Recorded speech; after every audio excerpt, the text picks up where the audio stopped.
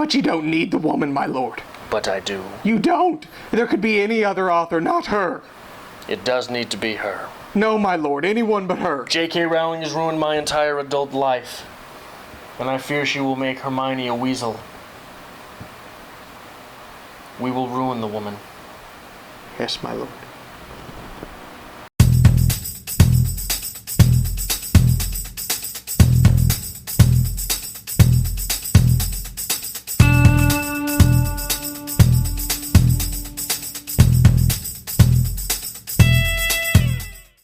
Welcome to Strip Cover Lit. I'm Adrian Fort. And I'm Dalton Gentry. And we're here with this week's installment of Harry Potter Sucks, and I know most of you are new viewers to the Harry Potter universe here. So. Adrian Reads Harry Potter. Harry Potter and the Goblet of Fire. This is chapters 1 through 3. The first installment of book 4. And we have a lot of new viewers here for the Harry Potter world. We do. And if you are new, if this is your first brand new Harry Potter video, because Dalton did a review of Harry Potter and the Cursed Child Syndrome, something. One of the things that we do here is, this is my first read through of Harry Potter. I'm a grown-ass man, and to keep spoilers from me, I do not read the comment sections for these videos. So the comment sections, if you want to say something or ask about something or allude to something in the future of Harry Potter, you can absolutely do that. Dalton fields those on this video series. So don't worry about spoiling me in the comments. So shoot away your comments, questions. Let me know what you think I should tell Adrian about, what I should push towards. Like I said, we keep him in the dark with Harry Potter. He does not read Harry Potter comments. Any other comments, free game, you could get either one of us. Feel free to yell at Dalton in the comments like I do on set. Nobody yells at me, it's okay. Yes, everybody yells at you because you're mean. You're a bad man. Anyway, Harry Potter and the Goblet of Fire, chapters 1 through 3. You want to do a quick breakdown? Go ahead. Chapter 1, The Riddle House. We get the first real look at Voldemort. The man in the chair, weak and broken. We get a much better start to a novel rather than a recap. You knew I was going to go there, didn't you? I knew I was going to go there. We get Peter Pettigrew again, and we kill some muggles. Muggles. How else do you start a book than kill the muggles? Muggle-bugger. Chapter 2, The Scar. Because you didn't get the recap, we gave you the recap. It's the recap chapter. Harry's scar hurts again. The recaptor. The recaptor. Harry's scar hurts. He's talking about riding Dumbledore. He talks about riding Sirius Black. He decides to go with Sirius. Because he can do that now. He has that option. He's got a godfather. Chapter 3, The Invitation. The Weasleys send Harry Potter an invitation to the Quidditch World Cup. Yes. Because this is England. This is soccer. Is this the 4th book in a row that Harry Potter's been invited someplace? First one was being invited to school, then he was invited by the Weasleys, then he was invited by the Weasleys, now he's invited by the Weasleys? Quite possibly. Okay. Maybe this is a trend. Sirius is basically a tool to get over on the Dursleys at this point, but life is getting better because he has cake and the floorboards and Dudley's fat. Yeah. I know. You're going to get there. We're going to go ahead and put that trigger warning out here right now. I jump on J.K. Rowling a lot for fat shaming, and it happens terribly in the first 3 chapters here. So, let's see. Is there anywhere you would like to begin? Can we just start with Dudley's diet? I just want to get it out of the way first, because I've been looking forward to it all week.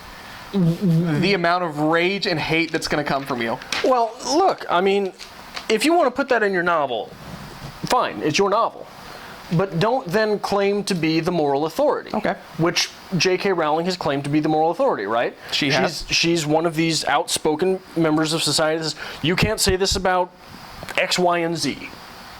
But then she's fat-shaming like a punk in here. 14-year-old child being referred to as a small whale. Well, let me give credit where credit's due. J.K. Rowling makes us wait all the way until chapter 3 until there's fat shaming. Okay. Real fat shaming. A little bit happens in chapter 2. But chapter 3 is where we get, I believe, the whale reference. Because you don't fat shame preteens. You wait till they're old enough to handle it. 13's free game. Right. No, we got it every novel prior to this, too. Let's see, 27. Here's a quote from page 27. Dudley was big-boned, and that his poundage was really puppy fat, and that he was a growing boy who needed plenty of food. The fact remained that the school outfitters didn't stock knickerbockers big enough for him anymore. Jump to reached roughly the size and weight of a young killer whale. Wow. Uh-huh. Now, here's the thing. You tell me For Christ's sake, which character in these novels could call someone a whale and still be a good guy? No. But since it comes from our narrator, It's okay. we're forced to accept it, right? Now, there is something else buried within that. I'm going to go off on a tangent here. This is PC culture at its finest. This is mommy and daddy saying this isn't an issue, because obviously it's a health issue at this point. I'm not going to, give that up. Let's not call the kid a young killer whale, but there's a health issue going on here. Mommy and daddy say it's no problem. Because It's he's a bad guy. It's the school's fault, because they don't carry pants big enough for you. There's nothing wrong with you, my precious little snowflake. Well, here's the problem, is this becomes, because it is, from the narrator, a question of authority. Okay. Right? This is, you're a 10-year-old kid reading this. Yes. The narrator is something that you automatically identify with. Correct. Harry Potter is something you automatically identify with. You more than likely do not yet have the tools to disengage from the narrator. Okay. To say this narrator is faulty. So calling someone a killer whale is completely acceptable. Oh, yes. Now, in the next paragraph, let me just jump on a little bit of nomenclature here, if we're going to be doing this. That next paragraph there, So after many tantrums and arguments that shook Harry's bedroom floor, another fat joke, and many tears from Aunt Petunia, the new regime had begun. No, that is not a regime, that is a regiment. A regime would be if Aunt Petunia and Uncle Dursley left and new authority came in. You misused a word there, JK. But since you're J.K. Rowling at this point, you're allowed to publish 800-page novels and no one questions your use of words or syntax or anything like that. See, here I was thinking that this book where, J.K. is finally in her comfort zone and she can just go with things you were going to be more happy with. And so far, we're starting off on a great foot. I would love to be more happy with this. Unfortunately, not so much. Your childhood was garbage. How do you feel about the first chapter, though? The first chapter is a better first chapter. That was the best beginning to a Harry Potter yet. Refreshing. You get backstory. You get suspense. You get murder. There's more going on here. Another thing that's going on there is possibly another Stephen King reference. We've talked a lot about the references, the possible references, at least the times where this series brings to mind Stephen King. The first chapter is filled with old-timers talking about a lurking evil in a small town. That feels a lot like It. Oh, it does. And the first blurb, I don't know if you caught this. This is something Adrian does a lot. The first blurb to this novel. I'm relieved to report that Potter 4 is every bit as good as Potters 1 through 3. The fantasy writer's job is to conduct the willing reader from mundanity to magic, the feat of which is only superior imagination is capable, and Rowling possesses such equipment. Who do you think wrote that? Stephen King. Stephen King. Stephen King. Hasn't he been quoted before in the first couple blurbs? I don't know. Okay. I know he's quoted in the blurbs. I don't know if it's the first blurb. You are going to be so pissed when Dumbledore starts killing all the students because they float. It's amazing. They float. They all float. Tim I am Curry. everything you ever were afraid of. Anyway, much better first chapter in my opinion. Yeah. We get a lot more going on here. We start to deal with, like I said, there's always an adult theme. We start to deal with death in this novel and the concept of death. Right. And let's start by murdering people. Well, I'd like to build up to that, actually. Okay. If we could do that. We can build up. I'd like to go back to the Reads small Harry town. Potter. I'd like to go back to the small town. Okay. Because I don't know if this is something that was intentional or not, but there's that old saying, small people talk about people, regular people talk about things, big people talk about ideas, right? Okay. What's this town called? Littleton or something? Oh, I was going to say Derry, Maine. Yeah. It's literally called Small Town, and there's small people talking about people in the place, and they're excited to talk about the people. Now, in this same first few chapters, we get to look. There's nothing that guarantees big people are good people, right? Okay. What is Voldemort doing? Well, he has ideas. He's talking about ideas. He's got ideas. They're not good ideas. Right. So I think that was a nice touch. Now I got to get to something that. Sorry about that. A few books back, or was it? It was last book. I talked about how this is maybe a metaphor. The Harry Potter universe is a metaphor for the baby boomer generation, yes, inheriting the world after World War II. So what do we get in this chapter? In this first chapter, we get Frank Bryce, the gardener. Was that the first chapter? Yes, it was the first chapter. Frank Bryce, the gardener, had a stiff leg from the war. Right? Now we're going to assume that Voldemort set off the Second World War by this, right? So this guy's cleaning up after the First World War. We're going to assume the nomenclature there follows, right? He's got a stiff leg from the, not necessarily time-wise, literally, the First World War, but we've got a big war mentioned. Yes. And we know that World War II is coming, because this is when Voldemort's still a child. Okay. Right? So, or who shall not be named. I'm sorry, I didn't mean to offend me you. like that. PC culture again. Now, you know Hitler served in World War I. Yes, he did. Okay. Voldemort's Hitler. I don't know if I don't know if anybody else has caught on to that yet. While I'm ruining things, here's a poem from Siegfried Sassoon, who was one of the trench poets from World War I. Okay. Now, when you think about Frank Bryce, who later goes deaf, and now he's got a bad ear, or a bad leg, right? Let me read you this from Siegfried Sassoon. This is the poem They. The bishop tells us, when the boys come back, they will not be the same, for they'll have fought. In a just cause, they lead the last attack.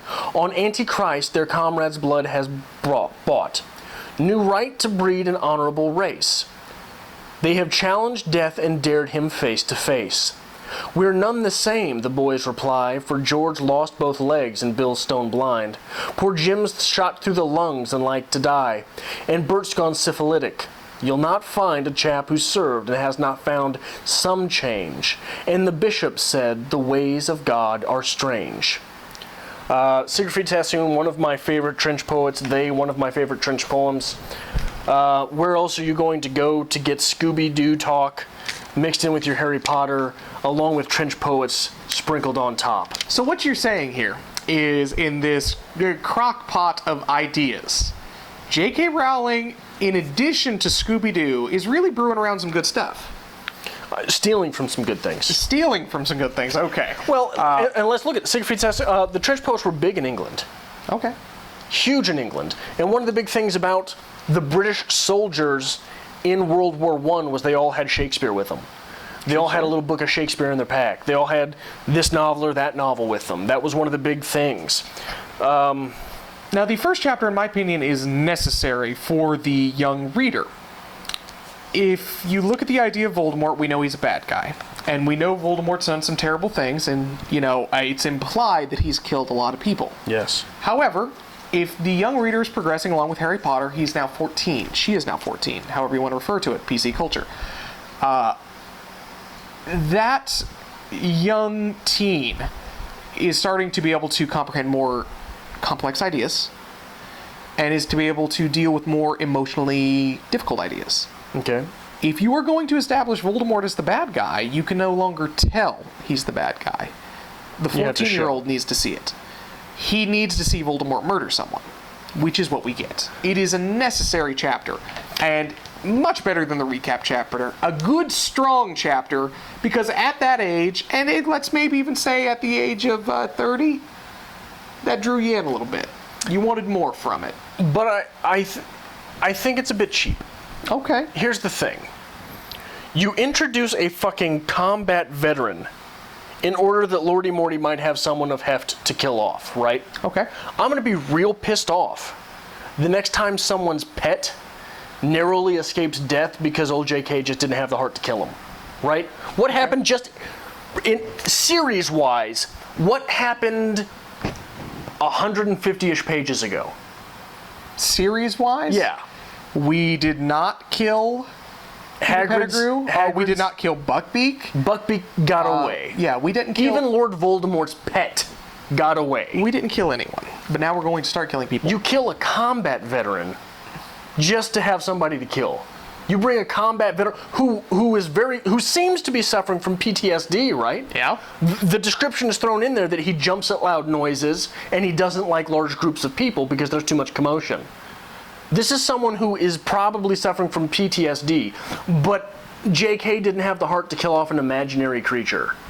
Ladies and gentlemen, the conversation and breakdown on the character that you don't remember. Well, but that's a point, isn't it? It is. Is this or is this not a combat veteran? It is a combat veteran. Is this or is this not someone who is suffering from something? He is suffering from a mental illness. Now, an animal that no one has ever seen was too precious to kill. Absolutely. But readers are growing up. It's time to start being hard on them. You're Now, making excuses. Let's talk about something we've talked about before. Let's talk about religion in Harry Potter. Okay. How do you feel about Voldemort's pet? How do you mean?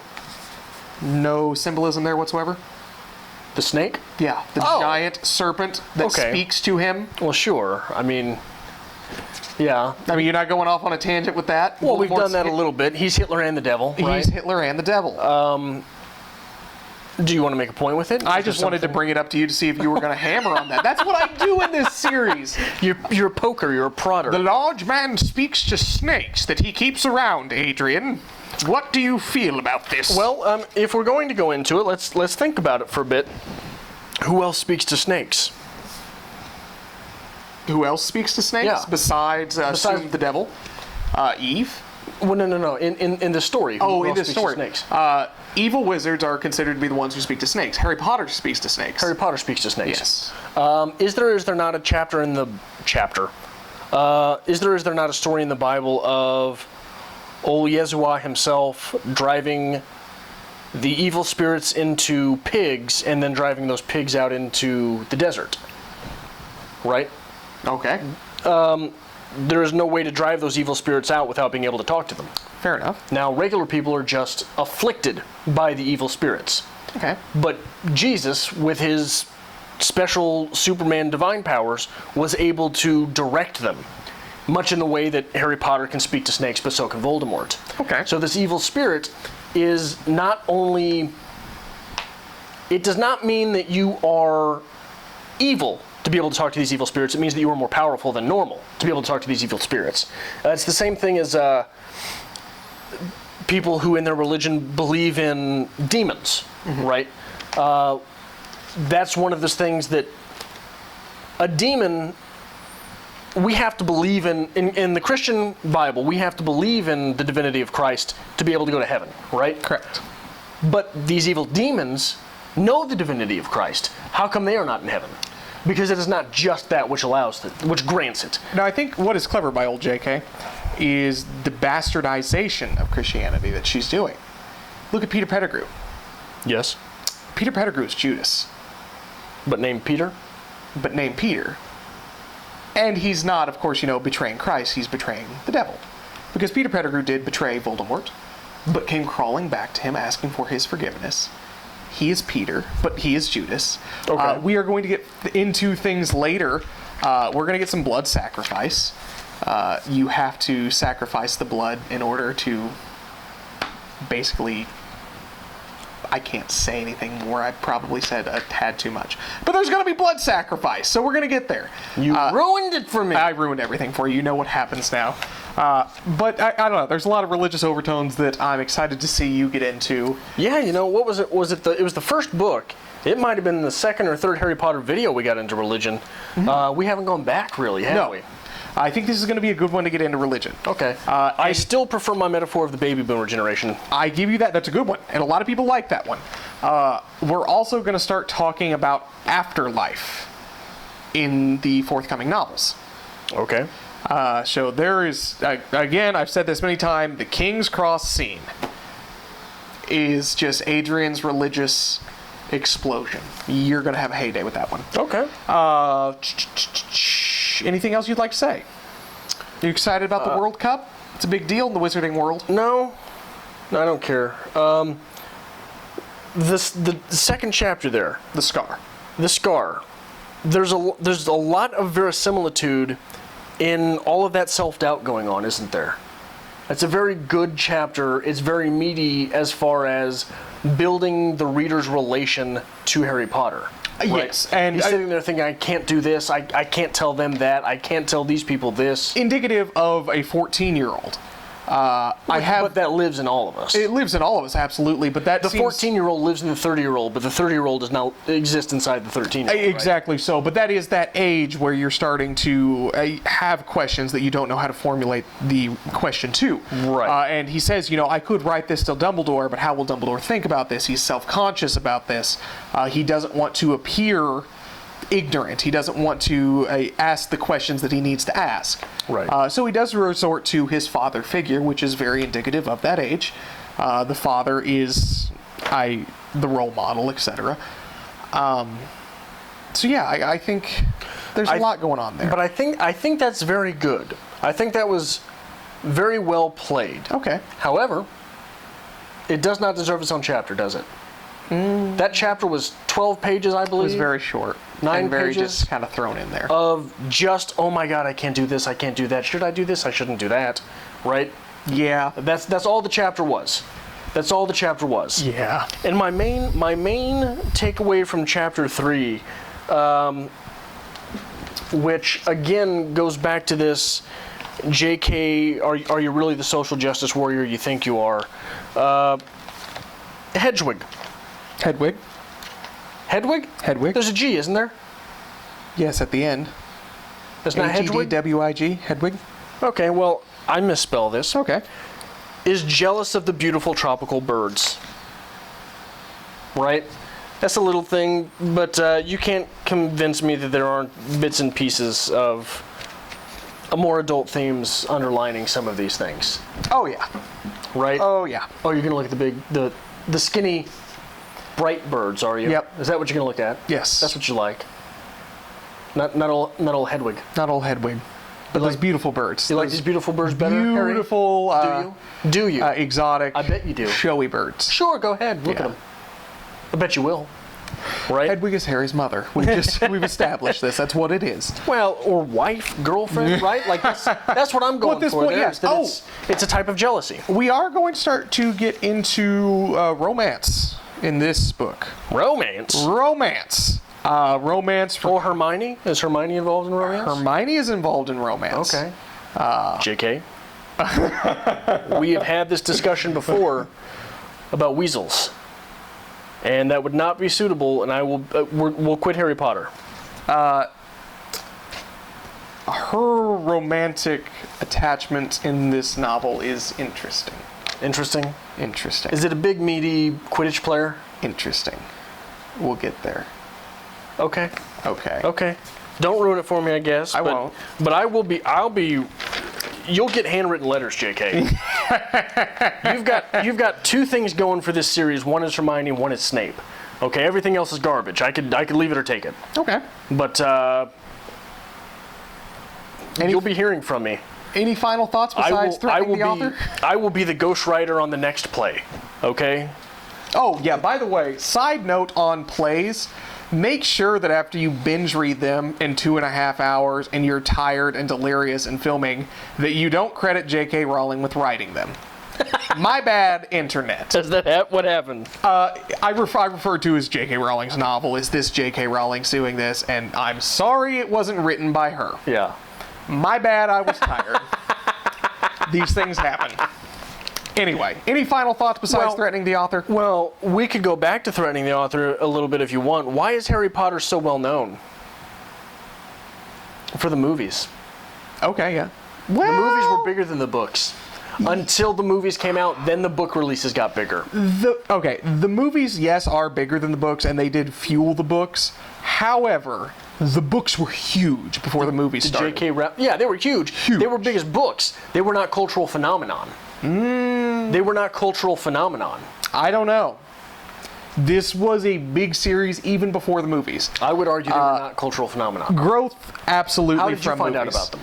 Everyone was reading them in school. I read them. From the book? I read them pre-film. Okay. I picked up the third book on accident when I was a child because everyone was reading them. Okay. But I do remember going to see the first movie in theaters, and I do remember how big it was after that. So bigger? I'm giving you, oh yeah, absolutely bigger. But so it was still. Here's the thing. Here's what I'm saying. The movie's bigger deal than the book, I think, in this situation. The books get a lot of credit for that. This new book, possibly one of the biggest releases of your life, right? Oh, it wasn't as big as the original Harry Potter releases. One of the biggest of your life, though, right? It was huge. Yeah, it was a big release, yeah. She didn't write it. She didn't write it, no. So she's taking a lot of credit for things that maybe J.K. Rowling has not done. Uh-huh.